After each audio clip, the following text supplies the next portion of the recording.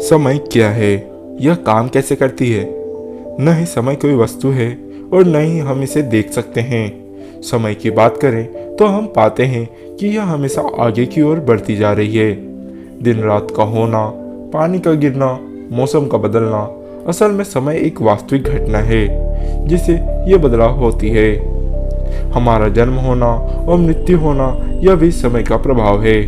Newton ने समय को एक बाण के जैसा माना था, जिसे एक बार छोड़ दिया जाए तो वह कभी पीछे नहीं मुड़ता, वह हमेशा सीधी रेखा में चलता जाता है। उसी तरह समय भी एक समान रूप से बढ़ती जा रही है। न्यूटन का मानना था कि पृथ्वी में गुजरी 1 सेकंड मंगल पर गुजरी 1 सेकंड के बराबर है। इनके अनुसार पूरे यूनिवर्स में समय एक समान रूप से चल रहा था।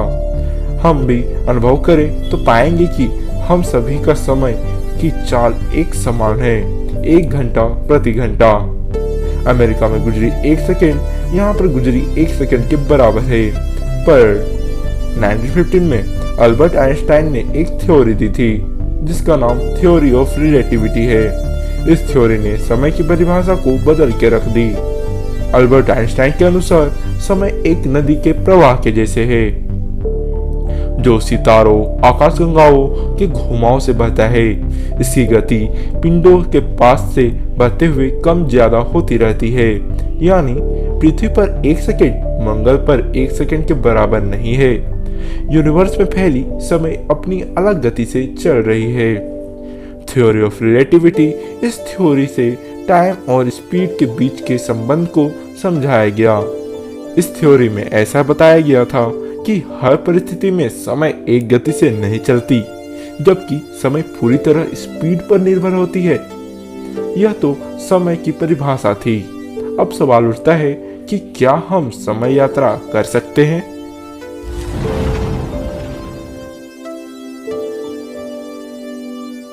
मैं हूं सौरभ और आप देख रहे हैं एस्ट्रोफैक्ट टीवी इंडिया। स्वागत है आपका इस नए एपिसोड में। आज हम बात कर रहे हैं समय यात्रा के ऊपर। मैं आपको पहले भी बता चुका हूं कि हम समय में 1 घंटा प्रति घंटा के दर से समय में आगे बढ़ रहे हैं। क्या हो अगर हम समय की इस दर को कम या ज्यादा कर पाते, या हम अपनी पूरी जिंदगी को एक छोटी सी समय अंतराल में जी पाते, या समय को धीमा कर हम हजारों सालों तक जिंदा रह सकते हैं। वैसे तो टाइम ट्रेवल की थ्योरी विज्ञान भी पूरी तरह से नकार नहीं पाता। कुछ वैज्ञानिकों का मानना है कि सर आइंस्टाइन के द्वारा दी गई theory of relativity time travel की गुत्थी को सुलझा सकती है। कर्ट गोइडल, जो शायद पिछले 500 वर्षों से सर्वश्रेष्ठ गणितीय तर्क शास्त्री है, इसने आइंस्टाइन के इक्वेशन का एक ऐसा हल निकाला जो समय यात्रा को संभव बनाता है। आइंस्टाइन के इक्वेशन काफी कम लोग ही समझ पाते थे और इनके इक्वेशन को समझने के लिए हमें मैथ में अच्छी पकड़ होना आवश्यक है। जैसे कि हम जानते हैं कि थ्योरी ऑफ रिलेटिविटी में बताया गया है टाइम पूरी तरह से स्पीड पर आश्रित है।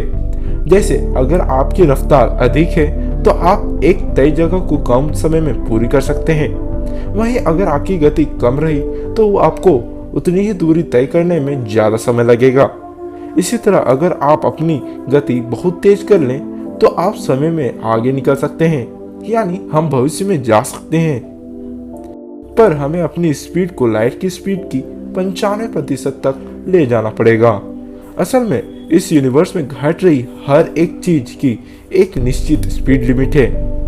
कोई भी वस्तु की स्पीड 3 लाख किलोमीटर पर सेकंड से ज्यादा नहीं हो सकती, और लाइट भी इसी रफ्तार से ट्रेवल करती है। शायद आपको अभी भी स्पीड को लेकर टाइम ट्रेवल करना काल्पनिक लग रहा होगा, तो मैं बता दूं कि यह एक्सपेरिमेंटली प्रूव्ड हो चुका है। 1971 में जोसेफ सी होफेले और रिचर्ड ई कैटिंग ने थ्योरी ऑफ रिलेटिविटी को लेकर एक एक्सपेरिमेंट किया था। इस एक्सपेरिमेंट का नाम होफेले कैटिंग एक्सपेरिमेंट था। इस एक्सपेरिमेंट में उन्होंने 4 एटॉमिक क्लॉक यानी परमाणु घड़ी का इस्तेमाल किया था।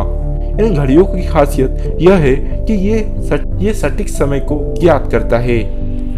अक्टूबर 1971 में एस्ट्रोनॉट रिचर्ड केटिंग ने 2 घड़ी को लेकर उड़ान भरी और 2 घड़ी को धरती में यूनाइटेड स्टेट के नेवल ऑब्जर्वेटरी में छोड़ दिया। जब रिचर्ड केटिंग धरती का 2 चक्कर लगाकर वापस ऑब्जर्वेटरी में आए तब उन्होंने दोनों घड़ियों के समय को मिलाया। यह देख के सब चौंक गए कि प्लेन में जो घड़ी मौजूद थी उससे कुछ नया सेकंड ऑब्जर्वेटरी की घड़ी आगे थी। उदाहरण के तौर पर समझे तो अगर दोनों घड़ी में 4:10 10 करोड़ 10 लाख नैनो सेकेंड है और प्लेन पृथ्वी के चक्कर लगाकर 4 घंटे में वापस आ जाए तो घड़ी का समय 8:10 10 करोड़ 10 लाख नैनो सेकेंड होने चाहिए। पर उन्होंने पाया कि उनके हवाई जहाज की घड़ी का समय ऑब्जर्वेटरी की घड़ी से 10 लाख नैनो सेकेंड पीछे था। मतलब ऑब्जर्वेटरी का समय 8:10 10 करोड़ 10 लाख नैनो सेकेंड था, जबकि प्लेन की घड़ी में 8:10 10 करोड़ नैनो सेकेंड हो रहा था। कुछ लोगों का कहना होगा कि शायद घड़ी खराब होगी, तो मैं एक बार फिर से बता दूं कि यह कोई आम घड़ी नहीं थी। यह एक एटॉमिक क्लॉक थी जो सेकेंड के करोड़वें भाग तक की सटीक अनुमान लगाने में सक्षम है। अब आप सोच रहे होंगे कि आखिर इस प्रयोग से साबित क्या हुआ?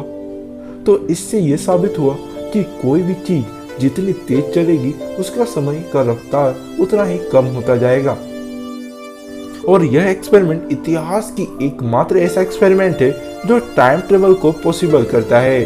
सच बात तो यह भी है कि जब आप बस या कार में सफर करते हो और आप जब घर पर बैठे रहते हो तब आपका समय घर के समय में धीमी चल रही होगी।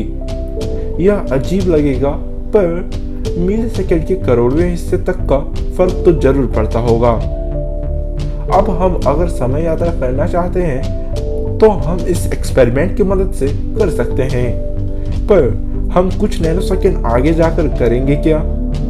अगर हमें 100 साल आगे जाना हो तो दुनिया की सबसे रफ्तार चलने वाली ट्रेन भी भविष्य की यात्रा का अनुभव नहीं करा सकती। इसके लिए हमें ट्रेन की स्पीड को बढ़ाना होगा, जो करीब लाइट की स्पीड के बराबर या उसके 95% तक करना पड़ेगा। इस रफ्तार से समय इतना धीमा हो जाएगा कि हम समय यात्रा करने में सक्षम होंगे। आइए हम एक ऐसी ट्रेन की कल्पना करें जो लाइट की स्पीड से ट्रेवल करती है। अगर हम उस ट्रेन में 1 सप्ताह ट्रेवल करते हैं तो हम भविष्य में 85 साल आगे चले जाएंगे। आपके लिए समय इतना धीमा हो जाएगा कि आपके लिए 1 सप्ताह वास्तव में 85 साल का सफर होगा। अब सवाल उठता है कि क्या ऐसा ट्रेन या कोई मशीन बनाना संभव है जो हमें लाइट की चाल से सफर करा सके? तो इसका उत्तर है नहीं। तो हम समय यात्रा कैसे कर सकते हैं? इसका हल हमारे वैज्ञानिक द्वारा ढूंढ लिया गया है, पर यह एक्सपेरिमेंटली तो नहीं पर मैथमेटिकली प्रूव्ड हो चुका है। वैज्ञानिकों के अनुसार ब्लैक होल और वर्म होल ऐसे खगोलीय संरचना है जो हमें टाइम ट्रेवल करवा सकता है। पर आखिर हम ब्लैक होल और वर्म होल से टाइम ट्रेवल कैसे कर सकते हैं, यह जानेंगे हम अगले एपिसोड में। और मैं आपको यह भी बताऊंगा कि हम किस तरह पास्ट में भी जा सकते हैं। अगर आपको यह नॉलेज अच्छी लगी हो तो आप इसे अपने दोस्तों को शेयर जरूर करें, जिससे वो भी टाइम टेबल से जुड़ी रहस्यों को जान सके। और हमारे channel astro fact TV India को सब्सक्राइब करना ना भूलें और साथ ही कमेंट भी करना ना भूलें। आपको टाइम टेबल के बारे में क्या लगता है? मैं हूं सौरभ और मिलते हैं अगले एपिसोड में। तब तक के लिए गुड बाय।